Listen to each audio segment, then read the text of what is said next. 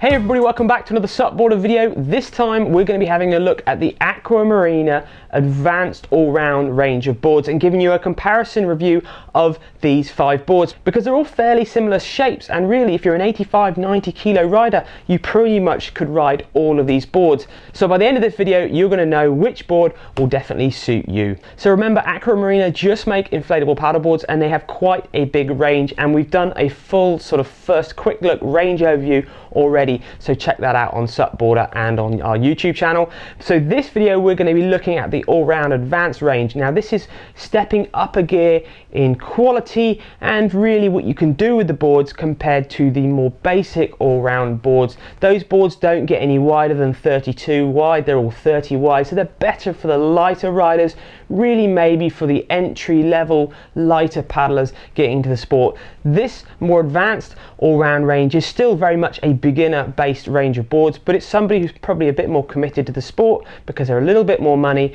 and they definitely are going to allow you to do more paddling disciplines.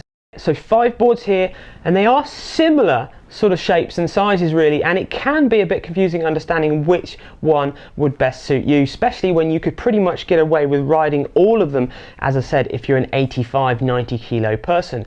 So what we'll do before we go over the specifications for each board, let's go over what you get in the package and what you get on all of the boards together.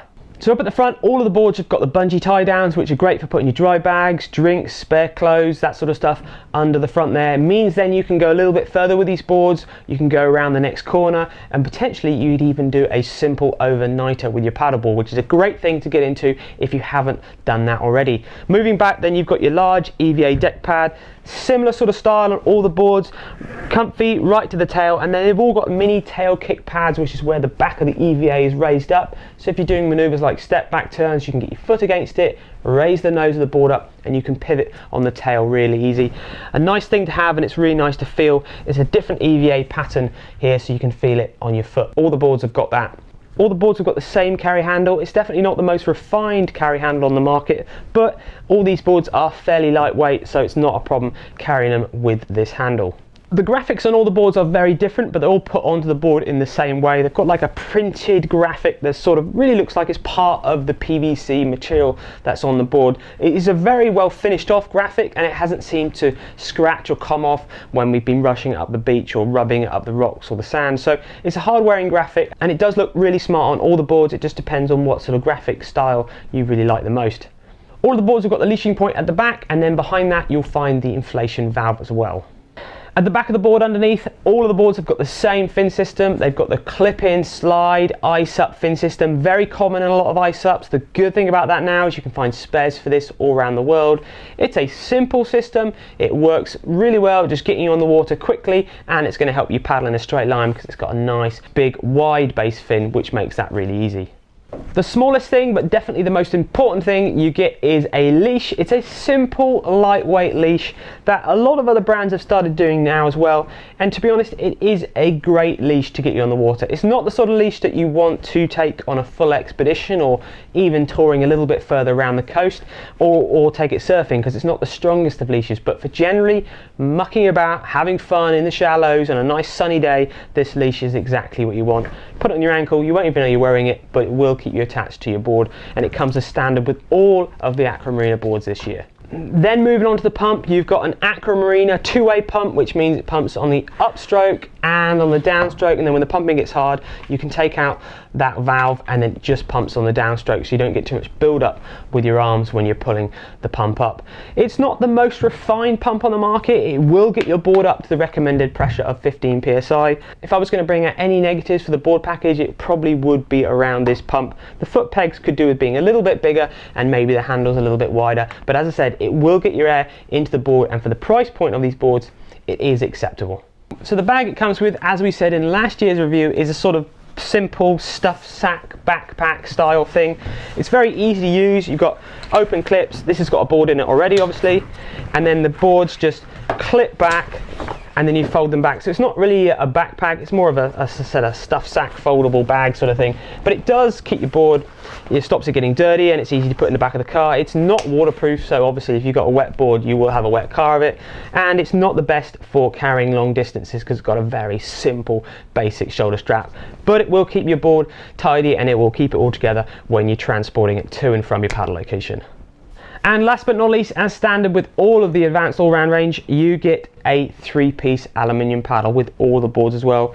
It's got a plastic blade, so it's super hard wearing, so you can smash it against the rocks or watch your kids smash it against the rocks usually. And it's got a push pin in the middle, so it breaks in half, and an adjustable clip at the top there, so you can lock it back for multiple heights. It's obviously a basic paddle, but it's definitely going to get you on the water. You're going to be able to paddle a season with it, 2 seasons with it, and then when you probably get into paddleboarding, you'll probably want to go down the route and get yourself a glass or a carbon-based paddle. But it will get you on the water, and it'll also get your friends on the water too, without having to worry about them using your expensive paddle. So price points, what are we talking about? How much are you going to have to spend to get these boards? Well, as I said, these are mid-price point boards, but to be honest, they are fairly cheap mid-price points boards.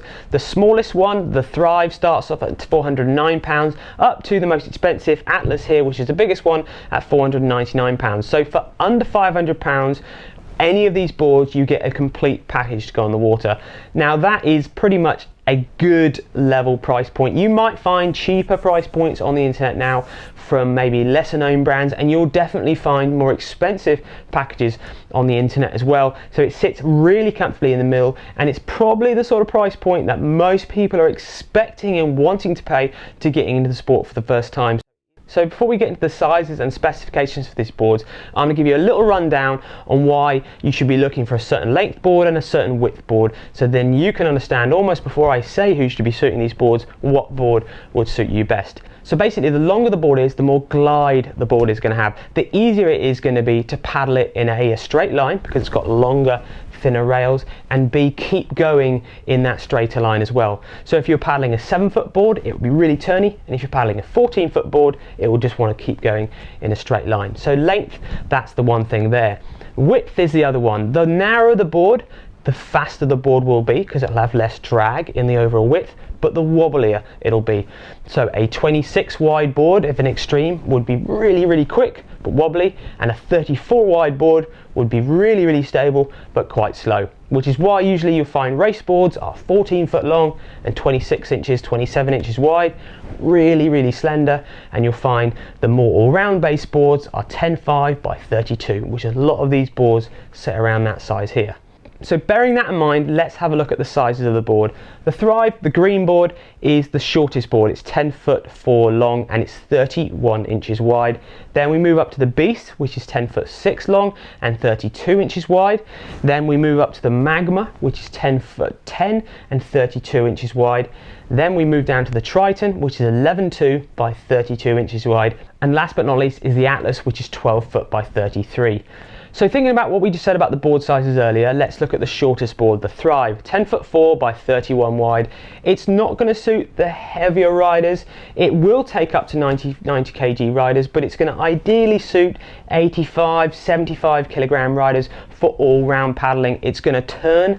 It's going to be the quickest turning board out of all these boards because it's the shortest. So maybe it's going to suit somebody who doesn't want to paddle so far, a little bit more close in, maybe playing around with a family, maybe even getting into some waves because it's not so big to move about in choppy or white water. Moving up in size then, you've got the Beast, which is 10'6" by 32. As I said in the last range review we did, the Beast is pretty much the go-to size for most people. It's short enough still to be able to turn around. It's got a little bit more length and width, so it's nice and stable. You could still take it out in the surf, you could still get your mates into paddleboarding, and you could still stick your head around to see what's around the next corner. So the Beast is your bulk standard all-round size board, and it's going to suit up to 95 kg paddler quite happily. 85 kg will be really loving the Beast. Now the next board we're going to talk about is the Magma, and we do get a lot of questions about the Magma and the Beast and trying to work out which board would best suit a certain person. The simple way to think about it is they're both virtually the same board, and they're both going to take up to the same weight of rider, 95 kg, quite happily. But the Beast is much more maneuverable than the Magma. Just having a bit more length off of the nose, because the Beast is 10'6" and the Magma is 10'10". The Magma is going to be easier and go in a straight line a bit easier. It's going to offer itself much better at doing longer distances. So if you wanted to more concentrate on paddling further than sort of turning around more or going in the waves more, then the Magma is probably the board for you. If you just want to keep it really as an all-round board and keep your options open, then the Beast is the board for you. So the Magma is a bit more set up for longer distances, being a little bit longer, but it's still got the width at 32 wide to give you a good amount of stability if you're getting into the sport. And moving on from there, the Triton is pretty much the same as the Magma except longer again, 11'2" by 32 wide, so you've got more length there. It's going to be easier again to paddle in a straight line. It's still got the same stability as the Magma. So if you're looking at it and you're like, I'm just going to go paddleboarding, I want to get into the sport, but I really want to cover some miles, I want to see what's around the corner, but I still want my friends to give paddleboarding a go, but I'm not really interested in catching waves, then you're definitely going to be looking at the Triton or the Magma. And the Triton is going to be a lovely board to paddle a little bit further, to go around that next corner, to see what's around that next riverbank. If I had to predict it in this range of boards, I would say the Triton would probably be a very popular board with the entry-level paddler that just wants to paddle a little bit further, and the Beast is definitely going to be the most popular board for the entry-level paddleboarder, but that wants to do a bit more and potentially go surfing as well. So moving on to the big board, the Atlas, 12 foot by 33. Okay, so it's wider, you've got more width there, but you've got more length as well. So it's still going to paddle in a straight line, it's still going to paddle nice and easy. Relatively, it'll probably paddle similarly to the Triton because it's a little bit wider. So the speed difference between the Triton and the Atlas will be fairly similar, but the Atlas will go in a straighter line because it's a slightly longer board. So again, it's definitely more set up for longer distances, for going in a straighter line. It's not really going to surf. If you are a heavier rider, maybe you're up to the 120 kilos, 130 kilos, the Atlas is really going to suit you to get into the sport as a first time and to take you places to go around the next river bend.